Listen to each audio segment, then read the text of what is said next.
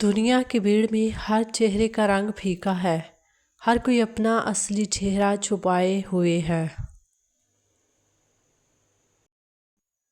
کبھی بھی اس بات کا غم مت کرنا کہ دنیا آپ کے ساتھ نہیں، بلکہ اس بات پر خوش ہو جانا کہ دنیا کا مالک آپ کے ساتھ ہے۔ ہمیشہ اپنی اولاد کی حفاظت کیا کرو، کیونکہ تم نہیں جانتے ان سے نفرت کون کون کر رہا ہے، صرف اس وجہ سے وہ آپ کی اولاد ہے۔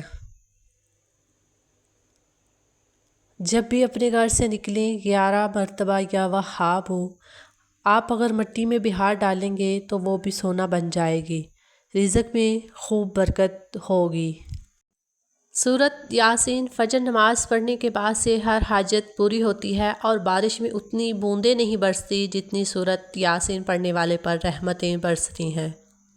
آپ کو کیا لگتا ہے آپ کے مرنے کے بعد آپ کے رشتہ دار، آپ کے دوست، آپ کی اولاد، آپ کے بہن بھائی قرآن پڑھ پڑھ کے آپ کو بخشیں گے؟ یہ افراتفری کا دور ہے، یہاں لوگ زندوں کو بھولے بیٹھے ہیں، مرنے کے بعد کون یاد رکھے گا؟ اپنی آخرت کی فکر خود کرے، اپنے لیے قرآن پڑھے، یہی عقل مندی ہے، اور اپنے ہاتھ سے صدقہ خیرات کر کے رخصت ہوں۔ کوئی آپ کی مدد کرنے کو نہیں آئے گا، زندگی کی تمام مشکلات کا سامنا آپ کو خود کرنا پڑے گا۔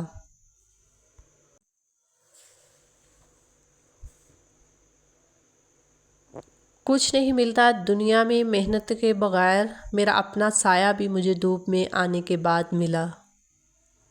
عورت کتنی خوبصورت ہے یہ اس کی صورت طے نہیں کرتی، یہ مرد کی پسند اور خواہش طے کرتی ہے۔ میں نے گلاب چہرہ عورتوں کو رلتے اور عام شکل و صورت والی عورت کو راج کرتے دیکھا ہے۔ بڑا غضب کا نظارہ ہے اس عجیب سی دنیا کا، لوگ سب کچھ بٹورنے میں لگے ہیں خالی ہاتھ جانے کے لیے۔ دنیا میں سب سے زیادہ نفرتوں کا سامنا سچ بولنے والے کو کرنا پڑتا ہے۔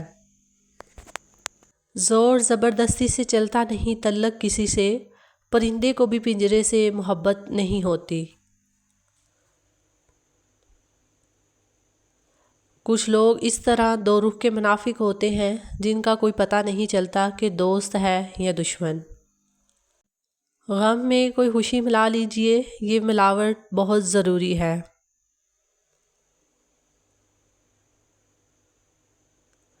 رشتہ داری میں مقابلہ نہیں ہوتا، اور جو مقابلہ کرے وہ اپنا نہیں ہوتا۔ رشتے مقابلہ کر کے نہیں بلکہ ایک دوسرے کی مجبوریوں اور پریشانیوں کو سمجھ کر نبھائے جاتے ہیں۔ اصلی مرد حالات سے لڑتا ہے اور کمزور مرد گھر کی عورتوں سے۔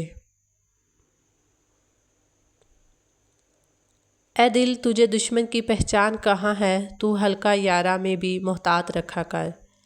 کسی کو آسانی سے نہ مل جانا ورنہ لوگ سستا سمجھ لیں گے۔ دولت ایک ایسی تتلی ہے جسے پکڑتے پکڑتے آدمی اپنوں سے دور نکل جاتا ہے۔ ہم سب اپنی اناؤں کے پنجروں میں قید ہو کر ایک دوسرے سے روٹھے رہتے ہیں، ورنہ ہمارے اندر کا انسان تو صلح چاہتا ہے۔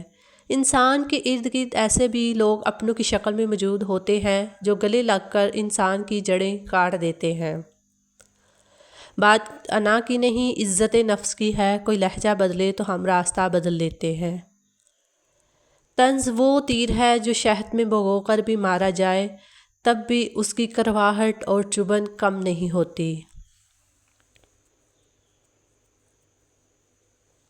سب کی اپنی اپنی تھکن ہے، کوئی رشتوں سے تھکا ہوا تو کوئی لہجوں سے اکتایا ہوا ہے، کوئی ذمہ داریوں سے نڈھال تو کوئی ضرورتوں سے پریشان، کوئی اپنی نفسیات سے بھاگ رہا ہے تو کوئی روح کی گھونٹی پر لٹکی خواہشوں کی گٹھری سے۔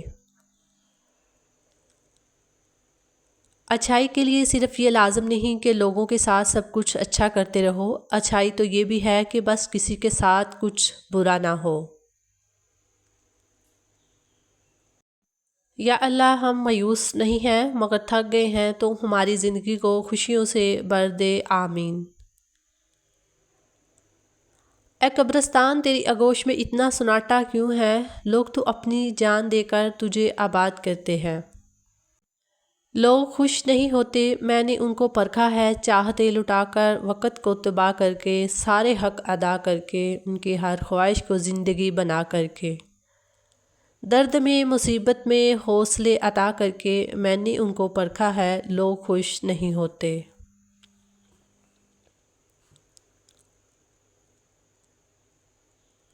کبھی کبھی گھٹن اتنی بڑھ جاتی ہے کہ دل چاہتا ہے وہاں جا کر بس جائیں جہاں کسی انسان کا نام و نشان نہ ہو۔ بھوک بچوں پہ چپڑتی ہے درندوں کی طرح، تھک بھی جاتا ہوں تو آرام سے خوف آتا ہے۔ زندگی چاہیے آپ کو کتنا بھی تھکا دے لیکن کھڑے رہنا پڑتا ہے، اس لیے کہ کچھ لوگ آپ سے ٹیک لگائے ہوتے ہیں۔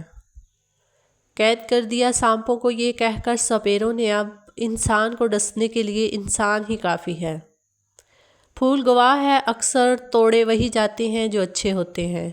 میں نے پیڑوں کی طرح سب کو جگہ دی لیکن مجھ کو لہجے ملے احباب سے آرے جیسے۔ کوشش آخری سانس تک کرنی چاہیے، منزل ملے یا تجربہ دونوں نایاب ہیں۔ جب آپ کسی کے لیے اچھا کرتے ہو تو آپ کو واپس اچھا ہی ملتا ہے، دیر سویر ہو سکتی ہے لیکن ملتا ضرور ہے، اور یہی قانون قدرت ہے۔ وہ جو پتھر میں کیڑوں کو پال سکتا ہے وہی کوئی رستہ نکال سکتا ہے، وہ جو کن فیکون کا مالک ہے ایک وہی یہ مصیبت ٹال سکتا ہے۔ رشتوں کا نہ ہونا اتنا تکلیف دہ نہیں جتنا رشتوں کے ہوتے ہوئے احساس کا مر جانا۔ زندگی تب بہترین ہوتی ہے جب آپ کی وجہ سے کوئی دوسرا خوش ہوتا ہے۔ جو اللہ کو وکیل بنا لیتے ہیں وہ مقدمے جیت جایا کرتے ہیں۔ حسبنا اللہ و نعم الوکیل۔ کسی نے بڑے کمال کی بات کہی ہے کہ بدن میرا مٹی کا، سانسیں میری ادار ہیں، گھمنڈ کروں تو کس بات کا، یہاں سب کرائے دار ہیں، ہر زیرون فنا ہونا ہے۔ غیب سے وسیلے مشکلیں جتنی بڑھیں گی تم اللہ کے اتنے زیادہ قریب ہو جاؤ گے، اور جتنے اللہ کے قریب ہو جاؤ گے مشکلیں اتنی چھوٹی ہوتی جائیں گی۔ وہ تمہارے لیے غیب سے ایسے وسیلے بنائے گا کہ تم حیران رہ جاؤ گے۔ اللہ پاک آپ کو اتنی خوشیاں دے کہ آپ کبھی اداس نہ ہوں۔